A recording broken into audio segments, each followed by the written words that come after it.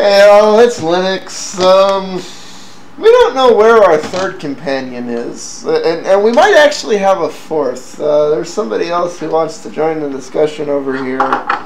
I'm not seeing them online right now, though, so don't know what's going on there. We're at least hoping James comes back. I don't know how long a show this is going to be. It's not like there's a lot going on. James may not want to do it because a lot of this is actually the stuff we covered last week, and we got almost all the way through the show, and then it crashed, and we lost the whole show, and neither one of us felt like doing it again. And we're like, nope, that's just gone. Have you at least screwed around with FireFox? I'm using FireFox 4 right now. First impressions, good, bad, different? I would say it's a damn shame that they didn't get the consistent user interface across all platforms. Yeah, it's very much, well, I have a mixed feeling about that, because it's like, the way it's going on Windows is very much the way I see the Windows UI going. The way it is on OS X, same thing. It's like it's more intense. On Linux here, it's largely like it's always been, with a few exceptions. There's obviously... Actually, after making a couple of changes to it, there's only one thing that's really different about the interface from my using it, and it's just the title bar on Windows isn't there, where on Linux it is. And I know you can fix that with Compiz, but I don't run Compiz. Yeah, well, and you can turn it on and off. It's just out of the box, it was tabs on top, but I think it still had the menu, and it could have been where I upgraded Firefox. That's most likely what had to do with it. Yeah, and I'm using the tree-styled browsing plugin, so them moving the tabs doesn't affect me because my plugin moves them over to the side anyways. So that's kind of where I want them, because I can put a lot more of them there. The one thing that does bug me a little bit, I don't know if you've noticed this, but when you're loading a page, the refresh button then becomes an X that you can't. So if a page is really lagging or something, or if your internet momentarily breaks out, maybe I'm noticing this more because I have the internet from hell. It's moving that refresh button where it's basically the go button, the X button, and the refresh button, depending on what you're doing at the time, interswap with each other. And there's James. Turning your video on, enjoying the show. It's like... Thanks. I don't know. My mouse isn't working. I just signed up on it. Sign on a new guest account. I don't know. Weird. Video. Yes. And hopefully you're not pink. No. Okay. Alright, so did we start already? Yeah, we're just starting with FireFox right now. Not a big deal. It's like we're just talking about Jordan's first impressions with it. Overall, I like it. There's just there's some things. We were talking about this last week, and there's more some things now. One of the things I found to be really useful for me is the tab grouping, and I know that was available before with an extension, but having it built into the browser so I don't have to have the extension is very nice. I really like that too. Yeah. Well, no, and that's the primary reason I use tree-style browsing. Honestly, I would like to see all of these browsers build in both grouping and tree style. So you could either use grouping on the top and depending how many tabs you're opening at any one time is going to depend what's more efficient to you. Grouping at the top or tree style grouping on the side, and that really is just the type of workload you're doing and so on. And it would be nicer if that was built into the browser instead of done via plugins. It is useful. I do agree with that. Some people, were getting a little bewildered by it, though. It's like it was really funny. The number one thing the day it came out was, hey, how do I ungroup? How do I ungroup? How do I ungroup? It's like I screwed up. I need to ungroup.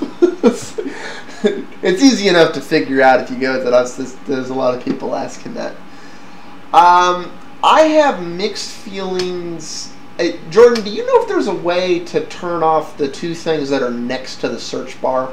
Like on Windows, by default, if you have Skype installed, there's a Skype button there and a home button there. And there goes James. If you right click on most of the background and go to customize, you can move just about whatever you want around. At this point, I've got my navigational buttons, back, forward, reload, home, all the way over on the left. Address bar where it normally would be, Google bar, and then other stuff. If there's anything else like Firebug over to the far right. Okay. Yeah. Okay. So you can get it back exactly like you want it if you prefer the other. Yeah. Okay. That's one of the things I do like about Firefox, and I know a lot of browsers do this. Is you just go to customize and tell it where you want things to be. Yeah. You know, and to be honest, that's one of the few things that's like my big complaint about Chrome. Chrome's getting better. It's getting better at the utilitarian nature, but it's just not. It's not there yet. I think in another 2 years it will be, and then my big beef with Chrome is going to be: can I live without the menu bar or not? And that really is the thing going on here. A lot of people are wondering, to be perfectly honest, because Firefox is getting adopted a lot more than IE, 10-1. But at the end of the day, people are looking at it as like the adoption of Firefox 4 is not on par with the adoption curve of Chrome. So Chrome, even though Firefox is doing well, may be winning here. Honestly, I'm less concerned about the download records and things like that. I think Firefox is making a very interesting stance on the mobile market. In that it's a little picky with under what conditions it'll play WebM, and they're not going to support Flash, and they're not supporting certain Android devices. It's one of those things. I'm surprised to be seeing that out of Mozilla. The Flash thing is what really caught me off guard, I guess. Yeah, I half understand the ARM 6 versus ARM 7. I do half understand that. I think a lot of that just has to do with performance and the fact that Firefox in general is a bit of a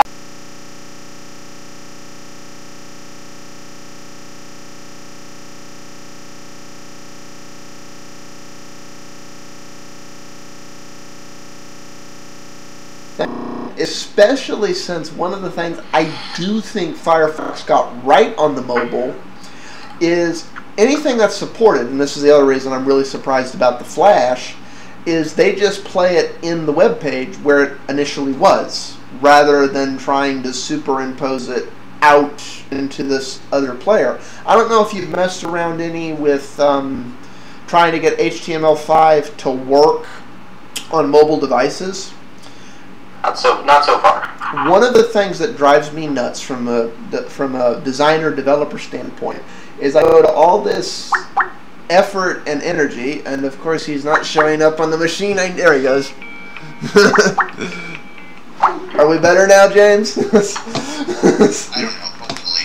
Okay, but I go to all this effort to put either video or audio or things like that where I want them in the page, and the mobile browsers completely disregard that. If it's video or audio, they want to open it up in the player. And this is both a problem with Chrome on Android and iOS on iPhone. They want to separate media content from the web page. They're separate worlds as far as they're concerned. And going forward with HTML5 applications and things like that, I see that less and less being the case, which is you honestly got to wonder why they're doing that. And Firefox has gotten that right. I wouldn't be surprised if some tag is made to a video that means it's this kind of video to open up in the mobile browser, or no, this is just an animation to give this to the web page. Well, okay, so you're thinking HTML 5.01 like HTML 4.01 will have it right. HTML 5 isn't even out yet. I expect it to be ratified by the end of this year, and I don't see a tag like that being added, because it's just a tag in the page. If you have to define this would be like hi, I'm going to write a paragraph open close, and then I'm going to have to put paragraph style, paragraphs actually in the page. It's like, really? It's like, this is an adjustment that needs to be made to the mobile browser. How is it going to know? You know, because some of those videos, obviously, I mean, nobody wants to watch a YouTube video on YouTube on their phone inside of the browser. And because of the YouTube app, you can't. You know, if you try and play a YouTube video, you would want to anyway. Yeah, I know. It redirects you to the YouTube app, and that's not. You can do it. I mean, I'm on Android. I could watch it on YouTube on their own Flash player if I wanted to, and it works. Except in Firefox. Won't work in Firefox. It's like, we're on Firefox. Okay. Yeah. Like, well, that's what we were talking about. Jordan, well, both of you. What do you think Mozilla's logic in basically pulling an Apple and going, Flash is not going to work on Android with Firefox? Do you know that they're doing that? I mean, do you know that that's why? Well, that's what they're saying. You know, it's no Flash support. I mean, have you loaded Firefox 4 on your phone right here? Yes, I know there's no Flash support. I tried it, but did they say specifically that, you know, this is not open, so we're not going to allow it? They haven't given a reason. They just said they're not supporting it in their mobile browser. Which is, it's one of those, like, why? Especially on Android. You know, that's... If I remember right, there's also a Firefox coming for iOS, isn't there? Yes. So and I think there's one for similar code base. Yeah, I think there's one for Phone 7 too. So, okay. So it could be they're trying to put out one browser that works on all platforms. It gets loud. Well, even then, you know, all this is they basically it just need to have the hook in the Firefox browser to run the plugin. You know, that's there. And if the platform doesn't support it, well, it won't work, obviously. But I mean, would that really be that much of a code change? I'm not a software developer, but I mean, it's certainly not, since all the other browsers for Android, and some of them certainly are not made by professionals. Those work with Flash, so. Yeah. Granted, most of those have been built on top of like the Conquer Core or some equivalent, but still, it's like, yeah. It's still, you know. You're right with that point. Firefox is really building their own browser. This is not, you know, they are one of the big players in the browser market in the fact that they have a lot of market share, and they Zool Runner's completely their own, you know. Yeah. So you're right in that fact. But so I don't know, I guess. Well, I would assume it's easy because it's easy, and that's how browsers work. They just have this plugin. Okay, let this part of the page be handled by this separate thing. Yeah, and I don't think that'd be hard. And you know, I love Firefox. It's my favorite browser. But at the end of the day, even though it has hardware acceleration and it has all these things like that, I love Firefox 4. I love that it's faster with the JavaScript. I love that it doesn't lag like Firefox 3 did. I love that they've added features like the combining tabs and all that. I love all this stuff. But when I start comparing it to other modern browsers, part of me just feels, with the exception of IE, like Mozilla's starting to fall behind. Do either one of you feel that way, or is it just I'm wanting them to do more? Or honestly, I don't see Firefox 4 for the desktop being behind Chrome at all. I mean, for Firefox 3.6 definitely was falling behind. Very much so, but with Firefox 4, I don't see that. It's very fast and it looks very nice, in my opinion. It looks better than Chrome. I still like Chrome because I like how Chrome works, but I don't think it's falling behind anymore. Okay, I think it's cut up, but I think it's picky on some things, particularly like video. Sure. And it's one of those things. Firefox has always been like that. Yeah, I know, but see, as we move forward in the web, minor misconfiguration shouldn't create a catastrophic break. And that's what they do in Firefox right now. And it's going to be... it's going to be one of those things going forward. Well, it just works in Chrome. And if you're doing it to the Apple standard, it just works in Safari. And then you're going to get, well, it doesn't break as bad as it does in IE and Firefox, but it doesn't always just work. And that's not a reputation Firefox really needs or wants. Because, I mean, it needs to hold on to its third share if it's going to stay a huge player, especially since, like, they're doing more, like you say, they are building their own, largely full custom browser. Any thoughts on that, Jordan, or? Well, as far as the mobile part of it, I haven't used it a lot. It does feel a little bit slower, so I don't know if it's going to be a true contender. But it is still a release candidate. Is it possible they're still going to add Flash into it? I wouldn't be surprised, to be honest. The show that sucks if they do add Flash. I hope they do. They need to. It's one of those things. Yeah, it is still in our... Well, obviously, as shown by Apple, they don't need to, but... Okay. Do you really want to distinguish yourself as the only browser on Android that can't play Flash? Just saying, Hi, we're the browser that can't. Just saying. That's good or bad, right or wrong. Is it can't because it can't, or can't because they don't want to let you? Yeah. Oh, so you're right. The browser that won't. Actually, we don't know on that. It's like, all we know is it won't right now. Until it's out, I'm not going to call it. Yeah.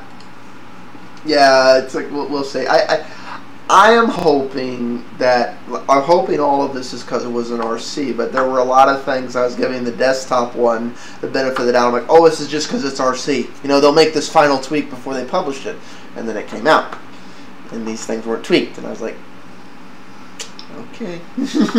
So I'm at this point I'm not giving the benefit of the doubt to the mobile one. I hope to be surprised. I hope you're right. I hope it's just because it's RC. Yeah. What else do we want to look at? I kind of bashed that sucker to death. Do we want to move on to this comment down here, or do we want to continue with the other stuff here?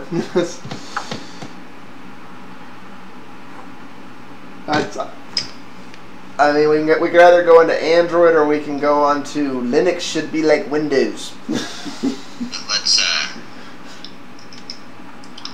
why am I not looking? Alright. Probably because you went off and came back. Okay, let me see. Did we already talk about this? No, we haven't talked about that yet. That's pretty close to browsers, so. Okay. Jordan, how familiar are you with WebM, out of curiosity? Like WebM and all the HTML5 stuff and all of that? Not really at all, because I just haven't had a reason to do it yet. I know that YouTube doesn't support it for partners at this point. Yeah. And at this point, actually, as far as HTML5 video, I was watching a video from Gigabyte, and he was talking about how if you want to put a video out there and make it work on all browsers, you have to encode it at least 3 different times and put twice. each of those out there. Twice. Because each one has their own HTML5 video standard. Okay. I guess technically 3, but really to cover the basic 5. Right. If you want to cover Or more than 1. Yeah, if you want to cover, you do 1. Yeah, if you want to cover IE, Firefox, Opera, Safari, and Chrome. Who covers IE? Anyway. Yeah. Then you want to do at least 2. You want to do H.264 and you want to do WebM. And for audio, it's the same thing. There's OGG versus MP3, and there's also OGV for the third video thing. And it's that's the thing. The whole idea of this was, well, I can just put a thing out. But the reality is, like you're saying, it's not video tag open, source URL is, controls on, autoplay on, whatever. It's open video tag, controls positive, autoplay or preload or whatever settings you're going for, loaded, and then you're video 1, video 2, video 3. Yeah, and then it's like source, blah blah blah blah blah blah. This is this one, this is this, and then here's the other source. If you don't support that one, then here's the other source. If you don't support that one, and then we'll close that, and we'll put a nice little nasty message in there for the people who don't support HTML5 tags at all. It's like, hey dumbass, upgrade your browser. And the end result is, doubling, in some cases, tripling the work. I want to go HTML5. Okay, that's great. Now I have to render one video, then I have to render another one, then I have to render another one. It's like that's 3 times the work per video. At least 3 times the storage space too, in general. Not always. Not always, because different standards, different formats, different sizes. But WebM and H.264 are pretty equivalent. I would open the open one. The other open one, not WebM, but the OGV. Those can get kind of big, so it could be 4 times the storage if you're going with that. And since FireFox now supports WebM, and pretty much everybody is supporting WebM with the exception of Apple. I would argue you could get away with 2. You could get away with H.264 and WebM right now, but that's still double the work. You have to do everything twice. But one will win out eventually. Personally, I think WebM has a better bet of winning out, partly because of the way it's licensed. I think WebM has absolutely good one, not just because it's licensed, because it's supported on Safari too via Flash. So that still rules out all those iOS devices. Those iOS devices are SOL. Even with all those iOS devices, WebM is ridiculously, there's a lot of WebM support everywhere. So well, no, that's planning to support WebM except for Apple. Yeah, no, and Microsoft is not officially supporting it, but there's a plugin to make Microsoft IE support it. You don't need the Flash plugin. There's just a WebM add-on for IE. You don't need to load Flash, so you don't have to load any of the with Flash to get WebM on IE. That was so. You know of Skyfire? It's on Android too. Do you know of it, Jordan? No, I haven't tried it. Okay, well, Skyfire is this browser available for iOS and Android, and what it does is it converts Flash Flash videos into the local format. And so I wouldn't be surprised if for all these Apple devices, someone just comes out with a browser, or Skyfire does it, that converts WebM to H.264. So basically that would mean that people could just release in WebM. So somebody will create a pass-through app for WebM, and that would be easy enough to do because it's entirely open source and royalty and license free, so there's nothing to stop them from putting the WebM SDK on there and just saying translate it. I would see that killing battery life though, because on-the-fly transcoding like that does use a little bit. I mean, that would. It's just going to make the Apple devices look worse. Yeah, I mean, wouldn't that use more resources than Flash would? Yeah, I wouldn't be surprised if it did. No, and at the end of the day, it's just some things may sound. But honestly, when I throw pound per pound, I find you can also get a little bit smaller files out of WebM than you can out of H.264. And since bandwidth is becoming, this precious gold-plated platinum commodity right now, smaller data size is a real frickin' selling point. And as far as who I trust to make a better web product, I'm always going to go with the Google product because they know their web. Well, we should be clear. Google did not make WebM. Google bought it and then open sourced it. Yep. That's like they've had developers on it for a while. That's like, so that's. But actually, they just released a new version the other day. Do we know if that helped the file size at all? It's supposed to help performance a lot, encoding speed. I know that even when it was closed source, Google still developed it. Yeah, I have not played with the new one yet. I need to. One of the real problems with WebM right now, I don't know if any of y'all have ever rendered a WebM video, but especially if you're rendering it in Kdenlive. is you'll go through and you'll render it, and it'll get like 99% done. It'll say 99% done, 1 second left. But it's not really done.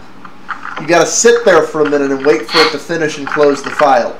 It's like there's been more than once where I've been convinced that it locked up, and I walk away, go eat lunch, and come back, and it's done. It's like that is something that feedback needs to get a little better with rendering WebM files. It does eventually get finished, but I can see people going, well, this has got to be hung. It's not. It's just working on it. This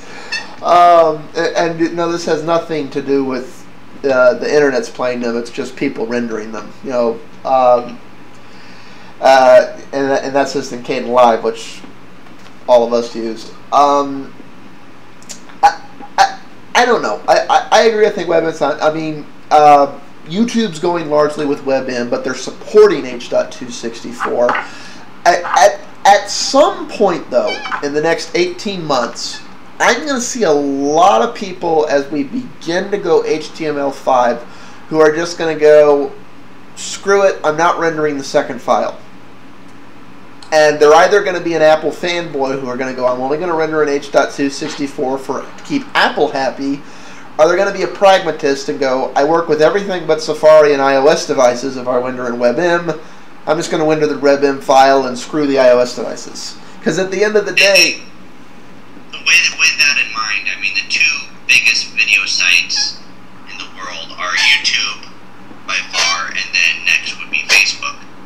And both of those I would see going WebM. I mean, YouTube, obviously, it's Google.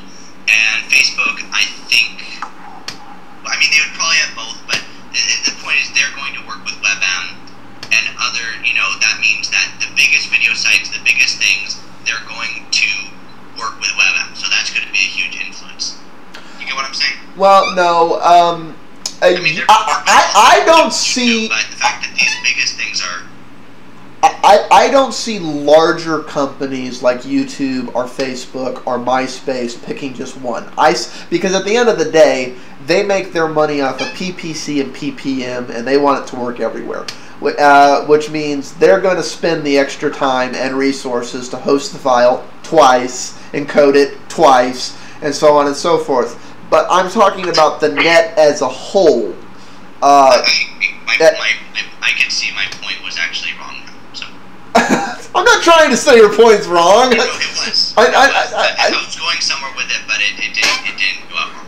Yeah. Well, no, because that's their thing. But that takes a lot more money, resources, and time, because you are publishing the content half as efficiently. You're, like Jordan was saying, twice, in some cases more, storage dedicated to one thing. These are resources that cost money. And larger companies can afford to do this. As you start to get smaller, eventually you cross that threshold where somebody just has to draw that line in the sand and go, I'm on this side of it because that's what I can afford to be on. I don't have the time to do everything twice. I don't have the real problem there is the companies will probably avoid doing it in general, just because if you do it one side and then, oh wait, this is the one that became the standard, you just bought a bunch of HD DVDs and Blu-ray just got accepted. Exactly. Yeah, no, it's like they're going to ride both sides of that fence until there's a clear victor. Once there's a clear victor, then they'll go with the victor. But the problem is, until people start accepting one side or the other, there probably won't be a clear victor. IE6. Say that again? Most sites still support IE6, so... None I make. Right, but you're not a very big website guy. You're not a very big site. Well, no, and even Microsoft... I mean, YouTube still does, and Facebook still does, what I'm talking about. Yeah, well, and even Microsoft... Well, okay, I do put in hacks for IE6, but I'm not gonna... They don't like IE, and I think YouTube even tells you about upgrading your browser. I don't know the last time I went through an IE6, it probably was years ago, but I don't know, I think YouTube actually does tell you about upgrading your browser, but they still support it. Yeah. As far as I know. And Google's services in general will still support it, but like the latest version of Google, that won't run in IE6. You know, they give you this thing, oh, your browser doesn't support it. We're rolling you back to the old version. Because the same thing with YouTube. Yeah. Yeah, they're like, you cannot run the modern web. Please upgrade. Because you're on something so fucking old, we're giving you old junk that doesn't do anything the new junk does. And honestly, that's the point where... That's the right way to do it. Well, no, and that's where I honestly see this going with the conflicting standards, and the audio is actually a lot more interesting than the video, because in the video it's MP3 versus OGG, that's an entirely different thing. Why philosophically it's the same argument, open versus license. I'm not sure. You're going to be able to kill the MP3 just because. You know, I just don't see that happening. I don't know about y'all. I see the MP3 winning that side. I see FireFox and Opera having to support it at some point if they want to stay. Or do y'all think I'm wrong? No, the MP3 is so entrenched in the way that we do things nowadays that no, it's not going away anytime soon. Yeah, it's like so. Maybe because audio files require such little effort to render, maybe the standard for audio will become the dual standard. You'll just be making 2 audio files. It's going to come to a head in the video, but the main thing about space is the fact that videos now have to be good quality because that's what everyone else does. Yeah, audio files comparatively. Yeah.